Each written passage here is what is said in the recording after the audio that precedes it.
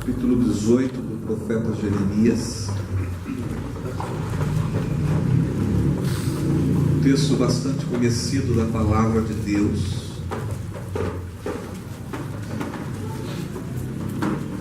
Capítulo 18 do profeta Jeremias. E eu quero convidá-los mais uma vez a ficarem em pé nesse momento.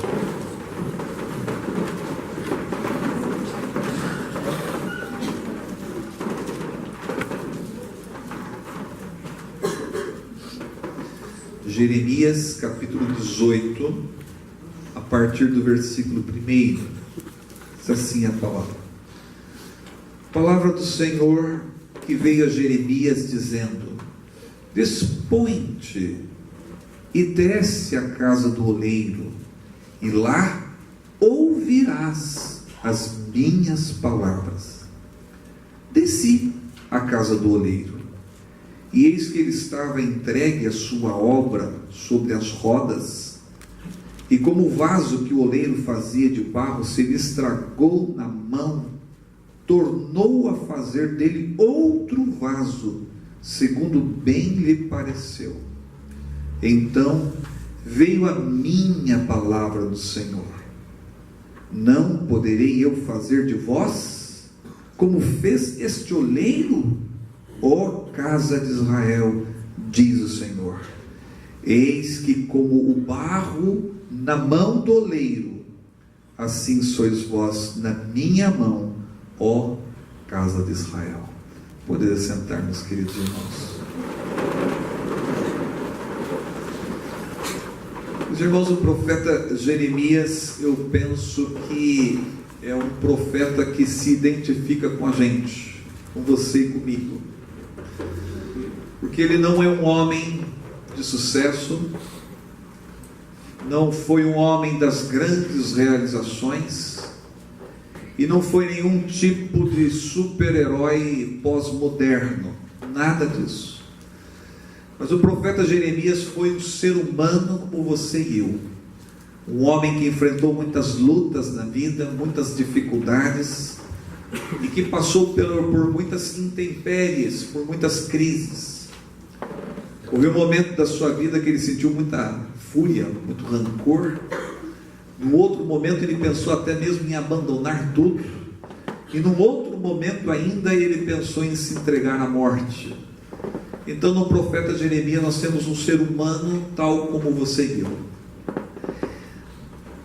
Em 1630, o famoso pintor Rembrandt, quando pinta um quadro do profeta Jeremias, como ele retrata Jeremias? Famoso quadro, ele pinta então Jeremias dentro de uma gruta, de uma caverna, e Jeremias está ali naquela caverna sentado, cabisbaixo e tremendamente triste. E esse quadro do famoso pintor holandês de 1630 é chamado de Jeremias lamentando a destruição de Jerusalém. Então ele é um homem como a gente, triste muitas vezes, entristecido pelas circunstâncias da vida, com as suas lutas, com as dificuldades, com as crises. E este lado humano do profeta Jeremias tem a ver com o contexto social.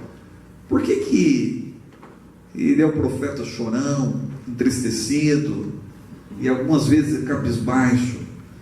Porque a sua nação, a nação de Israel, estava imersa no pecado. Ele viveu numa época em que a política era deficiente, em que havia uma apostasia crescente, em que a religiosidade do templo estava equivocada, e tudo isso mexe com a estrutura humana. Por isso ele foi um profeta no sentido tremendamente humano, muitas vezes entristecido e lutando com o seu próprio povo. E Deus, naquela circunstância, diz o versículo 2, o Senhor chega para ele e diz: Dispõe-te e desce à casa do oleiro. A casa do oleiro certamente ficava na periferia de Jerusalém, um lugar onde havia um trabalho manual, um trabalho artesanal, onde o artista manipula o barro, onde o artista modela a argila, onde ele exibe toda a sua habilidade plasmando, modelando, formando, manipulando, moldando. E por que é que Deus mandou nessas circunstâncias a casa do oleiro? O versículo 2 diz o quê? Está escrito: e lá ouvirás as minhas palavras. E é interessante, meus irmãos, como Deus fala através das circunstâncias da vida. Ele mandou o profeta Jeremias ir à casa do oleiro, ficar lá. E por quê? Porque lá ouvirás as minhas palavras, como Deus fala através das circunstâncias. E lá na oficina do oleiro, o profeta chega e o artista está fabricando um vaso que se estraga na sua mão, e ele torna a moldar aquele vaso novamente. Eu confesso para os irmãos que eu não posso precisar se Jeremias conhecia alguma coisa da arte da modelagem, da arte da formatação artística, se ele alguma vez tinha visto isso, mas a impressão que eu tenho, e é um pouco especulativo, é que quando ele vê na casa do oleiro aquele homem trabalhando aquela argila, às vezes eu tenho uma impressão que ele fica assim, impressionado, né? Olhando, né? Encantado, porque a arte, ela nos encanta, ela nos impressiona. Quem sabe ele ficou hipnotizado, e naquele momento em que seus olhos estão impressionados pela obra de um artista, o que acontece? Versículo 5: então veio a minha palavra do Senhor. Como Deus fala com você e comigo, e fala nas mais diversas situações da própria vida. O que é que Deus disse? O que é que Deus disse para Jeremias, que passou por tantas lutas, por tantas dificuldades, por tantas crises na vida, tal como você já passou, quem sabe esteja passando? O que é que Deus disse para ele nessas circunstâncias? Interessante que Deus se identifica como sendo oleiro. Deus está dizendo o seguinte: tal como esse oleiro, eu sou o oleiro. E vocês, quem são? Vocês são o barro da qual eu vou trabalhar. Olha que coisa interessante. Deus se identifica como sendo um oleiro, e o barro é identificado como o quê? Povo de Israel. Versículo 6: como barro na mão do oleiro, assim sois vós na minha mão. E eu queria pensar nesta noite o seguinte, meus irmãos: quais são as lições que nós podemos tirar desse texto? O que é que nós podemos aprender desta passagem, e como podemos aplicá-las na nossa vida cotidiana? E eu quero pensar aqui sobre a casa do oleiro, que a primeira lição que está aqui mostrando ao profeta e mostra para nós, primeira coisa, sobre o comportamento humano. Porque o barro aqui é uma metáfora do comportamento humano. Versículo 4 diz o seguinte: como o vaso que o oleiro fazia de barro se lhe estragou nas mãos. Estragou. E o versículo 4 diz que o oleiro tornou a fazer, dar uma formatação novamente. E veja agora o versículo de número 6: não poderei eu fazer como fez esse oleiro, casa de Israel, diz o Senhor. Eis que como barro na mão do oleiro, assim sois vós. Então, o barro que se estraga é um símbolo, uma metáfora do comportamento humano. Ou seja, o texto mostra sobre o comportamento da casa de Israel. Israel, o povo de Deus que havia perdido o seu formato, a sua formatação. Israel tinha feito algumas escolhas erradas na vida, e eles caíram numa frieza espiritual muito grande. O culto que eles prestavam no templo de Jerusalém era um culto equivocado. A conduta daquele povo era completamente incorreta. Então eles estavam assim, corrompidos de corpo e alma. Era uma sociedade equidistante de Deus. E quando o pensador suíço Rousseau disse que o homem nasce bom e que a sociedade o corrompe, há também verdade nessa frase. De fato, a sociedade contribui muitas vezes para a degeneração da moral, do raciocínio, da personalidade, pode sim contribuir. Ele só titubeou, digamos dessa maneira, quando disse que o homem nasce bom. E na verdade o homem, do ponto de vista bíblico, não nasce bom, nem o pequeno nasce, porque é natureza adâmica, precisa ser moldado, precisa ser modelado. E Israel foi chamado para ter uma vida com Deus. Israel foi chamado para cultivar um estado teocrático, onde Deus é o rei da nação. Israel foi chamado para ser um povo diferente, para andar na lei do Senhor. Mas o comportamento humano estava como aquele barro estragado, perdeu o seu formato, perdeu a sua formatação, o vaso se estragou, perdeu o seu molde, perdeu sua formatação, a sua estrutura, perdeu o seu objetivo, perdeu a sua função. Todo o capítulo 18 vem tratando sobre isso, sobre comportamento humano. E tudo isso, meus irmãos, tem a ver com as escolhas que nós fazemos.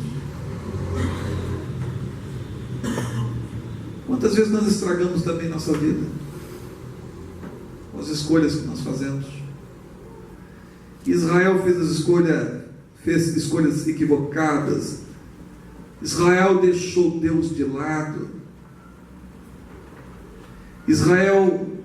Foram grandes as consequências por causa disso. No versículo 15 começa assim: contudo, todos os do meu povo se têm esquecido de mim. É Deus falando. Então, comportamento humano, esse é um texto, a Casa do Oleiro fala sobre o comportamento humano, que muitas vezes se estraga. Uma coisa curiosa em latim, meus irmãos, que a palavra elegância, fulano está elegante nesta noite. Olha a nossa irmã, que elegância, a gente fala, Em latim, a palavra elegância está ligada ao verbo eleger, escolher. E de fato, a elegância tem a ver com escolhas. Por isso que a mulher é impressionante. Ela faz combinações, junção de cores, detalhes que para ela são pertinentes. Nós homens não temos a mínima ideia disso. Somos completamente zero à esquerda sobre isso. Mas a mulher não. Porque o princípio de elegância é o princípio de escolha. Do ponto de vista espiritual, a sua elegância, a sua beleza está associada às escolhas que nós fazemos na vida. E dependendo das escolhas que fazemos, nós somos pessoas belas aos olhos de Deus. Mas quando nós escolhemos aquilo que Deus não aprova, não gosta e não quer, então a beleza de Cristo, ela se vê maculada à imagem de Deus. Israel então havia perdido a sua elegância, porque fez escolhas erradas. Não há beleza quando se deixa Deus de lado. Vendo Júlio Andrade, naquele livro As Faces de Adão, ele diz: o homem vale pelo que decide.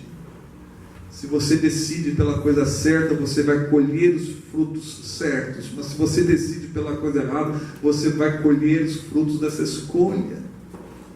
A mensagem do profeta Jeremias, durante todo o capítulo 18 e durante todo o livro, de todo o seu ministério, foi chamar as pessoas à conversão. Mas ele está falando com a casa de Israel, está falando com gente que conhece a Deus, e está dizendo o seguinte: vocês conhecem a Deus, vocês deixaram Deus, é preciso se voltar a Ele. Essa ideia de conversão, mudança de vida, no contexto da casa de Israel. Não pode se converter quem não conhece Deus, obviamente. Mas eles conheciam, eles eram o povo do pacto, da aliança, um povo escolhido por Deus. Mas a Casa do Oleiro fala sobre comportamento humano. E o comportamento humano de Israel estava como um barro que se perdeu, se estragou, perdeu a sua modelagem. Mas a segunda coisa que eu vejo nesse texto, na casa do oleiro, é a restauração divina. Porque o versículo 6 diz assim: não poderei eu fazer de vós como fez esse oleiro. Então você tem aqui a metáfora do barro, que é falar do comportamento humano. Mas agora você tem também uma outra lição, que é a restauração divina. E isso é um aspecto maravilhoso desse texto. Porque da mesma maneira que o oleiro refez o vaso, Deus pode refazer a nossa vida. Deus pode restaurar a nossa alegria. Deus pode recuperar a nossa esperança. Mas eu não estou falando apenas no sentido existencial. Não é apenas recuperar o serviço, o trabalho que eu perdi, a casa que eu perdi, o carro que eu perdi, não consegui pagar. E ainda que Deus me dê a casa, o carro, a família, os filhos, isso não é tudo na vida. Mas aqui fala de uma restauração acima de tudo isso, porque essas coisas são acrescentadas na nossa vida pela misericórdia de Deus. Mas está falando do que? De uma restauração espiritual, de quando nós nos voltamos para Deus, quando nós queremos ter um relacionamento com Deus através da palavra, da oração e da comunhão. E é interessante uma coisa aqui, meus irmãos, a relação do oleiro com o verbo fazer. Porque na língua hebraica, a palavra oleiro, ela está relacionada ao verbo fazer. Eu vou dar um exemplo. O substantivo português, fazedor. Fulano é um fazedor. De que verbo vem? É muito óbvio, né? Está relacionado ao verbo fazer. Mas e oleiro, na língua hebraica, vem de que verbo? Vem do verbo fazer, modelar, formar. E Deus fala assim: eu não poderei fazer de vós como fez esse oleiro. Ou seja, Deus se revela como oleiro. Deus é especialista em fazer, em refazer, em restaurar. Deus tem todo o poder para criador, porque é supremo artesão. E o exemplo desse verbo é que o mesmo verbo da palavra, da onde vem a palavra artesão, aparece no livro de Gênesis, quando diz: e formou Deus o homem do pó da terra. Está lá o verbo. É desse verbo que vem a palavra oleiro. Oleiro vem do verbo fazer. Não poderei fazer como fez esse oleiro. Deus tem o poder de refazer a nossa vida. E aí no capítulo 18, então, diz: se vocês se voltarem para mim, então eu vou abençoá-los. Mas se vocês não se voltarem a mim, eu não vou abençoá-los. Então aqui trata-se do trabalhar de Deus, que é caracterizado pela excelência. Acha que o que Deus faz não é que é de melhor? Ele é o supremo artesão, o artesão divino. Deus se propõe a refazer aquela nação que estava destruída. Deus se propõe a restaurar todo aquele reino. Deus se propunha a modificar a estrutura daquela nação. Mas a pior coisa que poderia acontecer, e aconteceu, é que eles não quiseram que a mão do supremo artesão viesse modelar a vida do seu povo. E por causa disso, eles passaram 70 anos no cativeiro babilônico. Quando nós recusamos a mão de Deus, modelar a bênção de Deus, nós colhemos esses frutos. Por isso a casa do oleiro é uma metáfora que se refere tanto ao comportamento humano, mas também se refere à restauração divina. E eu quero concluir dizendo: quanto ao comportamento humano, o vaso que somos nós pode se estragar, sim.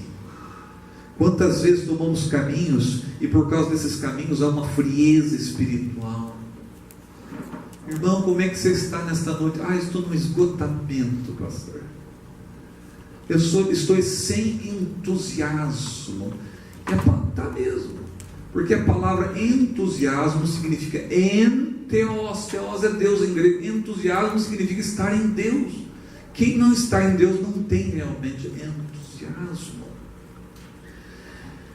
Às vezes a pessoa, o barco se estraga de tal maneira que ele fica insensível à voz de Deus, não consegue ouvir Deus falando pelas circunstâncias. E Deus fala nas circunstâncias da vida.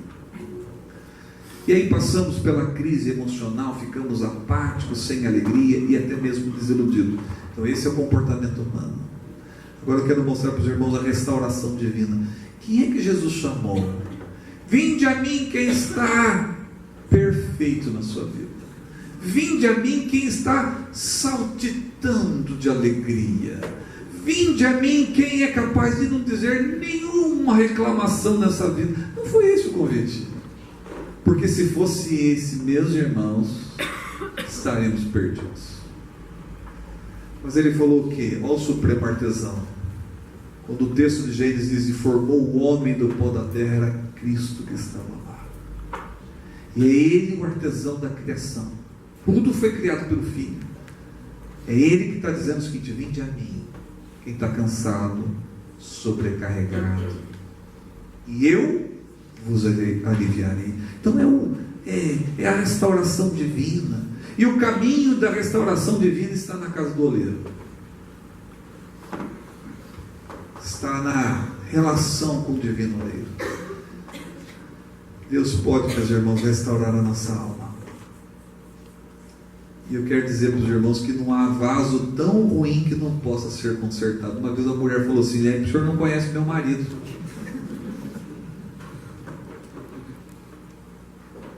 Não há, meus irmãos, não há vaso tão ruim que não possa ser consertado. Quando Deus trabalha nas nossas vidas, é uma coisa maravilhosa. Depois dos 70 anos em que eles passaram amargurando a vida, em que gerações morreram e nasceram e tantas outras coisas aconteceram, no final, é possível que o Salmo 126 tenha sido escrito no pós-cativeiro. E o que diz o Salmo 126? Quando o Senhor restaurou a nossa sorte, ficamos como quem sonha. Então a nossa boca se encheu de riso, a nossa língua de júbilo, e diziam entre as nações: olha, Deus fez alguma coisa por eles. E o salmista diz o que? É claro que Deus fez alguma coisa por nós, e é por isso que nós estamos alegres. Quando Deus trabalha, supremo artesão, Ele restaura todas as áreas da nossa vida, e o faz isso porque Ele ama a nós, porque Ele nos ama e ama o seu povo. Quero deixar essa palavra sobre a casa do oleiro, que fala sobre o comportamento humano, que é o barro, metáfora do ser humano, e também a restauração de vida. Peça a Deus, caminhe nos caminhos de Deus, e não deixe Deus jamais nesta vida. Eu só poderia convidar os irmãos a cantar: faz em mim, Senhor, um vaso novo, um vaso de bênção, né? E é isso que eu quero cantar para os irmãos.